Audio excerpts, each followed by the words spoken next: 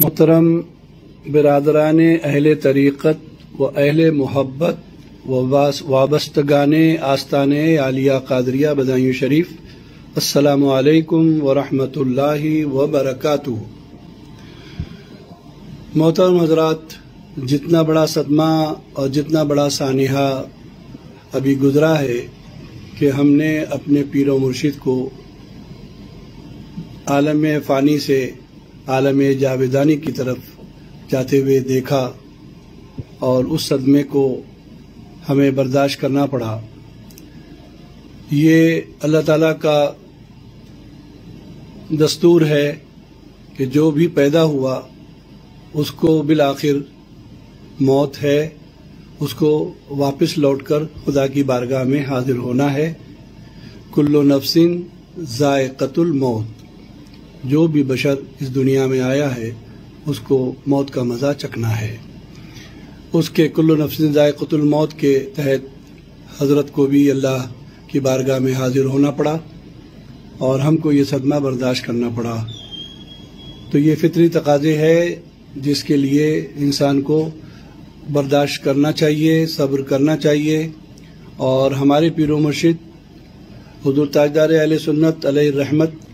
بھی ہمیشہ صبر کرتے تھے بہت بڑی بڑی باتوں کے لیے، اور ہم کو بھی تلقین کرتے تھے کہ ہم کو صبر کا دامن کبھی ہاتھ سے نہیں جانے دینا چاہیے۔ اور اپنے آخری دنوں میں خاص طور سے صبر کی بہت تلقین فرمائی۔ وہ چاہتے تھے کہ میرے مریدین جو مجھ سے وابستہ ہے ان کو صبر کا جذبہ بہت زیادہ ان کے اندر ہونا چاہیے۔ صبر کے جذبے سے اور ایثار و قربانی سے اللہ تعالیٰ بے حد خوش ہو کر ہم پر بہت کرم فرماتا ہے۔ تو حضرت یہ دولت سے اپنے تمام چاہنے والوں کو مالا مال کرنا چاہتے تھے، اس لیے ان کی بار بار یہ تلقین لوگوں تک الگ الگ انداز سے پہنچتی رہتی تھی، اور وہ اس کا اظہار فرماتے رہتے تھے۔ لہذا ہم جتنے بھی چاہنے والے ہیں ان کو آپے سے باہر نہیں ہونا چاہیے، بے قابو نہیں ہونا چاہیے، اور کوئی بھی ایسی باتیں نہیں کرنا چاہیے جس سے ہمارے پیر و مرشد کو روحانی تکلیف پہنچے۔ پہلی بات یہ ہے۔ اب حضرت کا وصال جو ہوا اس کے بارے میں لوگوں کو جانکاری نہیں ہوئی، اس کے بارے میں لوگوں کو یہ خیال آ رہا ہے کہ حضرت کا وصال ایسے اچانک کیوں ہوا، کیا ہوا۔ تو ایسی بات نہیں تھی، بلکہ کئی دن سے وہ بیمار چل رہے تھے، اور اس بیماری میں ان کو پھر ہارٹ کا اور بلڈ پریشر کا کچھ زیادہ ہی حملہ ہوا، اور بلڈ پریشر کم زیادہ ہو گیا، ہارٹ کی جو نبض ہے وہ آگے پیچھے ہونے لگی بہت زیادہ، ہارٹ کا پریشر جو ہے وہ کم زیادہ ہونے لگا۔ تو اس کی وجہ سے ان کو پھر کھانا پینا اور جو چیزیں ہیں وہ دوا وغیرہ وہ آسانی سے نہیں لے پا رہے تھے۔ تو اس کی وجہ سے وہ کمزوری بہت بڑھ گئی، اور پھر کمزوری کو کسی طرح دور کرنے کے لیے بہت کوششیں کی، مگر وہ اللہ کی طرف سے بلاوا تھا، تو اس لیے وہ کوششیں کامیاب نہیں رہی، اور بالآخر وہ اللہ کو پیارے ہو گئے۔ ہم جتنا بھی صدمہ کریں کم ہے، اس میں کوئی شک نہیں، بہت بڑا صدمہ ہے، مگر اللہ تعالیٰ نے اپنے پیارے حبیب کو پیدا کر کے ان کو بھی اسی طرح اسی منزل سے گزارا، تو ہم تو پھر حضور کی امت میں ہے، تو ہم کو تو یہ سنت ادا ہونا ہی تھی۔ لہذا اس پر بالکل بھی آپ لوگ آپے سے باہر نہ ہوں، اور کسی قسم کی کوئی بھی تبصرہ آرائی مت کریے،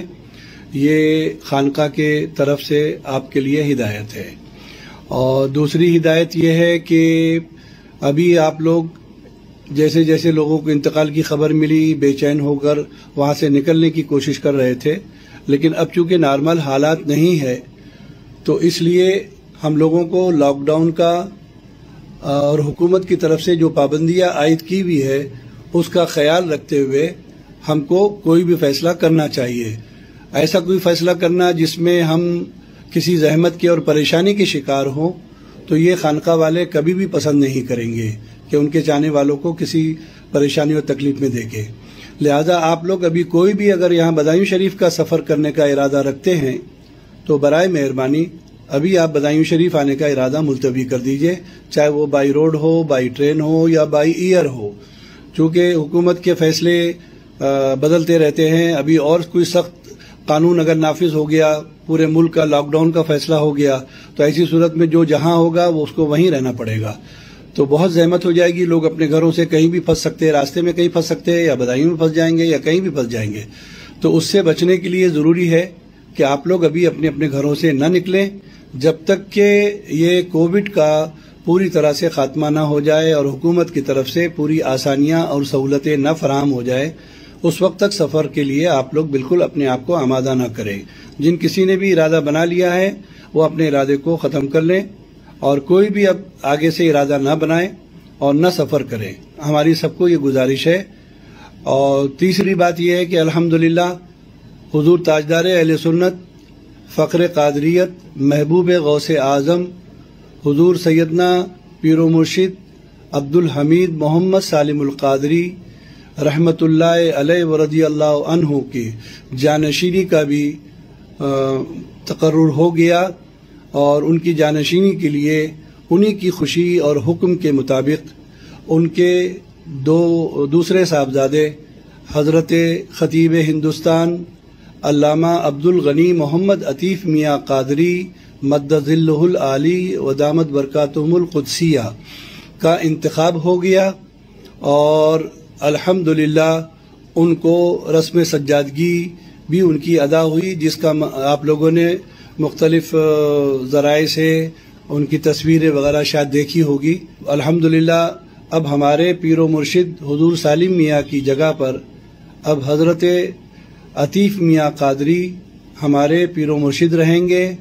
اور ہمارے پورے پیر سے جو وابستہ معاملات، تعلقات، طریقے، برتاؤ جو بھی ہم اپنے پیر سے کرتے تھے، اب ہم کو ہمارے حضرت عطیف میاں قبلہ مد ظلہ العالی سے وابستہ کرنا ہے، اور ان کے ساتھ اسی طرح پیش آنا ہے جیسے کہ ہم اپنے پیر و مرشد سے پیش آتے تھے. یہ ہم سب غلاموں کی سچی عقیدت و محبتوں کا امتحان بھی ہے اور معاملہ بھی ہے. تو لہذا اللہ کا شکر ہے، حضرت عطیف میاں تمام اوصاف اور خوبیوں کے حامل ہے، اور حضرت کا نظر انتخاب ہے، تو یقیناً وہ ان تمام اوصاف اور خوبیوں کے جامع ہے جس کی ضرورت ہوتی ہے سجادگی کے لیے، اسی لیے ان کا انتخاب ہوا ہے. ہم لوگ دل سے اس فیصلے کے حامی ہیں،